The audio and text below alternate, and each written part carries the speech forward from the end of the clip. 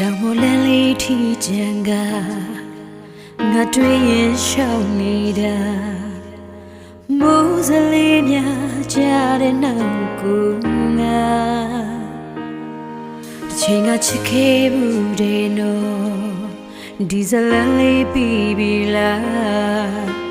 ဟောင်းလွမ်းမသွားတဲ့ချစ်ရတဲ့လေးတွေ